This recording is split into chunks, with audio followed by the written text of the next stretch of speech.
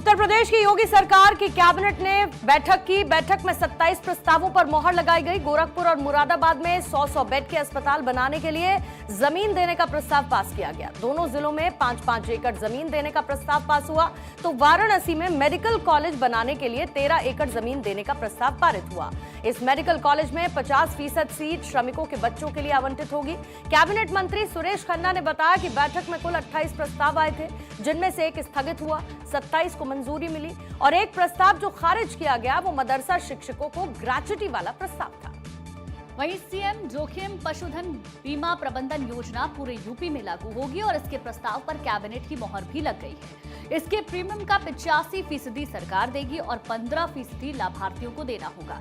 ऐसे जानवरों की दुर्घटना, बीमारी से मृत्यु होने पर 1 महीने के अंदर पशुपालक को बीमा रकम दिलाई जाएगी। मुर्रा भैंस के 75,000, देसी गाय के 40,000 और बकरी घोड़ा अलग अलग जानवरों के अलग अलग प्राइस है। छुट्टा पशुओं पर नीति लागू नहीं होगी।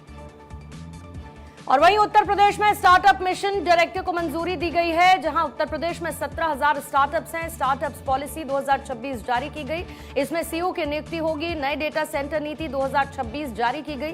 स्टार्टअप पॉलिसी में 20,000 रुपए प्रतिमाह आर्थिक सहायता देंगे। सीनियर आईएएस होंगे स्टार्टअप मिशन डायरेक्टोरेट के सीईओ।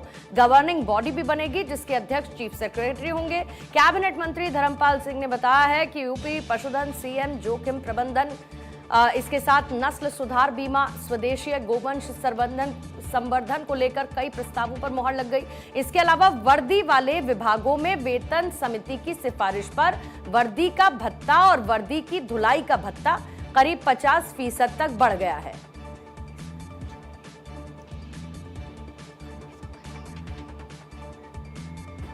तो देखिए, बैठक हुई है। इस बैठक में कई बड़े फैसले लिए गए। सबसे इंपॉर्टेंट, चाहे पशुधन का मामला हो या फिर इसके अलावा अस्पताल, बहुत सारे ऐसे प्रस्ताव। डेटा सेंटर 2026 नीति फिर से लागू होगी, इस बात का जिक्र भी किया गया। मेरे सहयोगी नीलेश और ज्यादा जानकारी के साथ इस वक्त जुड़ चुके हैं। नीलेश, वैसे तो हमने लगभग सारे प्रस्ताव जो पारित किए गए इस कैबिनेट की बैठक में उसका जिक्र कर दिया है, लेकिन अगर क्रक्स के तौर पर इसे देखा जाए तो 27 के चुनावों से पहले ये कितने बड़े फैसले कैबिनेट की इस बैठक में पारित किए गए?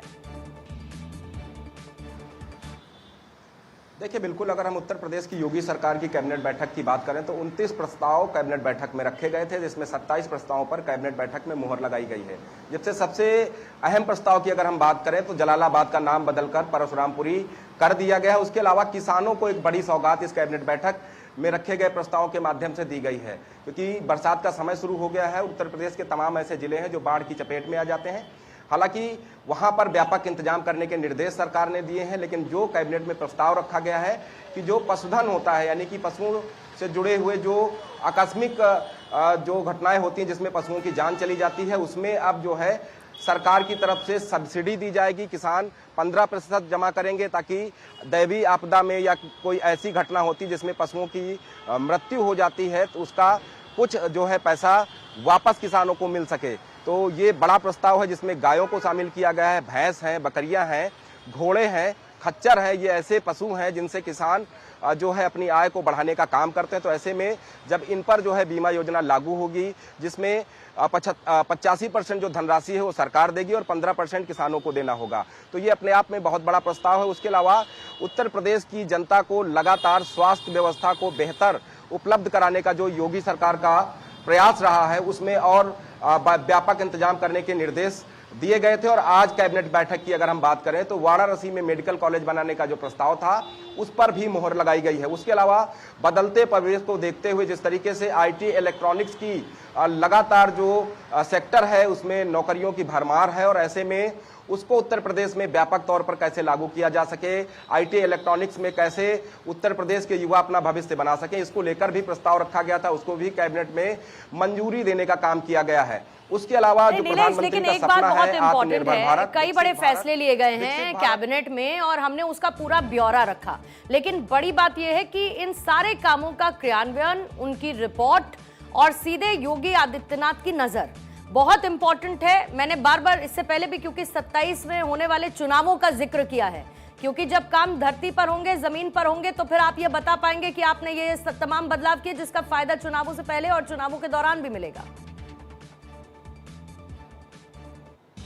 देखिए, बिल्कुल अगर हम कैबिनेट बैठक की बात करें तो कल भाजपा के राष्ट्रीय अध्यक्ष भी उत्तर प्रदेश के दौरे पर थे। उन्होंने भी स्पष्ट किया था कि जनता का भरोसा सरकार पर बढ़े, इसलिए सरकार की जो योजनाएं हैं जनहित में चलाई जा रही हैं उनको धरातल पर लागू कराना होगा। उसके ठीक बाद अगर आज की बात करें तो कैबिनेट बैठक हुई है और मुख्यमंत्री ने साफ तौर पे उन प्रस्तावों को मंजूरी दी है जो सीधा जनता को कनेक्ट करते हैं, यानी कि जिसका सीधा जनता को लाभ मिल सकता है, जनता को रोजगार मिल सकता है, जनता को स्वास्थ्य सुविधाएं मिल सकती हैं, जनता और किसान को जिसका फायदा मिल सकता है। क्योंकि 2027 में उत्तर प्रदेश में विधानसभा चुनाव है, उससे पहले जनता को व्यापक जो सुविधाएं हैं सरकार की तरफ से मुहैया कराई जाती हैं, उसको धरातल पर लागू कराने के लिए निर्देश जारी किए गए हैं। कैबिनेट में फैसले को मंजूरी भी दी गई है और मुख्यमंत्री खुद इस पूरे बिल्कुल 27 बड़े प्रस्ताव जिन पर कैबिनेट की इस बैठक में मुहर लगी है। नीलेश, बहुत बहुत शुक्रिया आपका हमारे साथ जुड़ने के लिए और तमाम जानकारी देने के लिए।